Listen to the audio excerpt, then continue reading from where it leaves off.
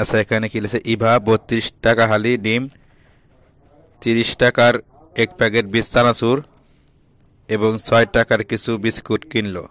সে বাজারে কত টাকা খরচ করলো? তাহলে দেখো এখানে ইভা কি করছে, 32 টাকা দেখিয়েছে এক কালি ডিম কিনছে, 30 টাকা দিয়ে এক প্যাকেট চানাচুর কিনছে, 6 টাকা দিয়ে কি করছে, বিস্কুট কিনছে। তাহলে এগুলা কিনছে মানে কি খরচ করছে। তাহলে আমাদের এই কত টাকা খরচ করছে মানে এই সব আমাদের যোগ করতে হবে মোট।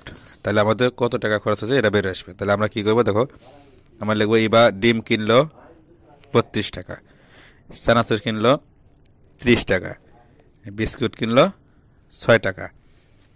তাহলে এখন মোট যোগ করো। তাহলে এই 2 শূন্য আর 6 যোগ করলে কত হয়? 6 দিয়ে 8, শূন্য তো শূন্য, তাহলে 8 লিখবে হয়ে যাবে। আর 3 আর 3 যোগ করলে কত হয়? 6।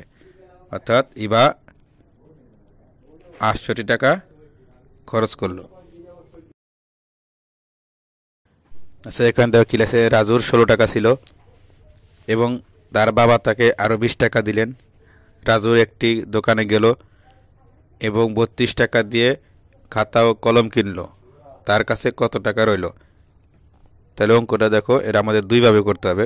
প্রথমে দেখো রাজুর কাছে 16 টাকা ছিল, তার বাবা 20 টাকা দিয়েছে, তার কাছে মোট কত টাকা হয়েছে এর আগে বের করতে হবে। এবং রাজু খাতা ও কলম কিনেছে 32 টাকা দিয়ে এবং কত টাকা হলো এরা আমাদের বের করতে হবে। তাহলে আমরা অঙ্কটা কীভাবে লিখবো? দেখো প্রথমে আমরা লিখবো রাজুর ছিল 16 টাকা, বাবা দিলেন 20 টাকা, তাহলে কত হলো আমরা মোট বের করবো। তাহলে মোট কত হলো দেখো, এই 6 আর 0 যোগ করলে কত হয়? 6 আর 2 আর 1 3। তাই রাজুর কাছে এখন আছে কত? 36 টাকা। তাহলে দেখো আমরা এরপর অংশ লিখি। দেখো এখানে কি বলছে, রাজু একটি দোকানে গেল এবং 32 টাকা দিয়ে খাতা ও কলম কিনলো, তার কাছে কত টাকা রইল? তাহলে এটুকু করতে আমাদের কি করতে হবে? দেখো রাজুর কাছে এখন কত টাকা আছে, এই 16 আর 20 যোগ করে কত আছে? 36 টাকা। তাই রাজুর মোট আছে 36 টাকা। তাই রাজু কি কিনছে? খাতা ও কলম কিনছে 32 টাকা দিয়ে। তাহলে রাখবো খাতা ও কলম কিনলো 32 টাকা। এবার দেখো এই 36 থেকে 32 বাদ দিতে হবে। তাহলে 6 থেকে 2 বাদ দিলে কত হয়?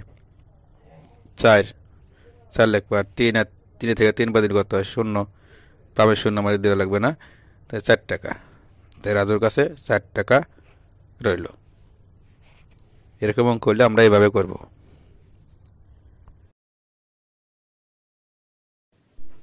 প্রিয় ভিউয়ার্স, দ্বিতীয় শ্রেণীর অঙ্ক বিষয়ে ধারাবাহিক ভিডিও পেতে আমাদের চ্যানেলটিকে সাবস্ক্রাইব করে রাখুন এবং আপনার মূল্যবান মতামত কমেন্টের মাধ্যমে জানিয়ে দিন। ধন্যবাদ।